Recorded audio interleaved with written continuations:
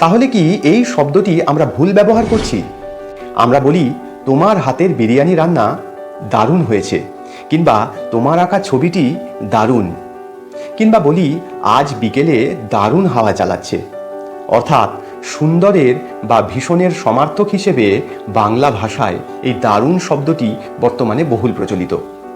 Michael Madhusudan Dutta তার বীরাঙ্গনা কাব্যে লিখেছেন, যে দারুণ বিধি রাজা আধারিলা রাজ্য হরিপুত্র ধন, কিংবা বিখ্যাত সেই গানটি প্রখর দারুণ অতি দীর্ঘ দগ্ধ দিন। এখানে দারুণ অর্থে ভীষণ, অত্যন্ত, প্রচণ্ড, বিরূপ প্রভৃতির সমার্থক শব্দকেই বোঝায়।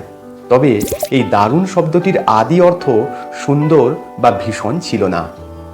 এই দারুণ কথাটি বিশ্লেষণ করলে পাই দারু নির্মিত। দারু অর্থাৎ কাষ্ঠ বা কাঠ, যেমন দেবদারু, দারুচিনি ইত্যাদি শব্দে দারু অর্থে কাঠকেই বোঝাচ্ছে, এটাই তার প্রমাণ।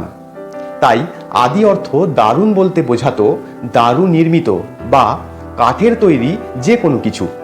কিন্তু কালক্রমে এই দারুণ শব্দটির প্রথমে অর্থের বিস্তৃতি ঘটেছে এবং ধীরে ধীরে তার শব্দার্থের পরিবর্তন হয়ে গেছে।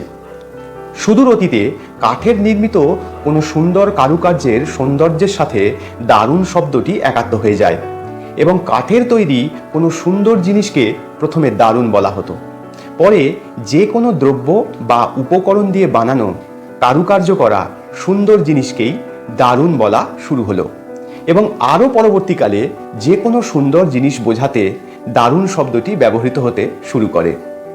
রবীন্দ্রনাথ ঠাকুরও লিখেছেন, রুদ্র তোমার দারুণ দীপ্তি এসেছে দুয়ার ভেদিয়া, বক্ষে বেজেছে বিদ্যুৎ বাণ স্বপ্নের জাল ছেদিয়া।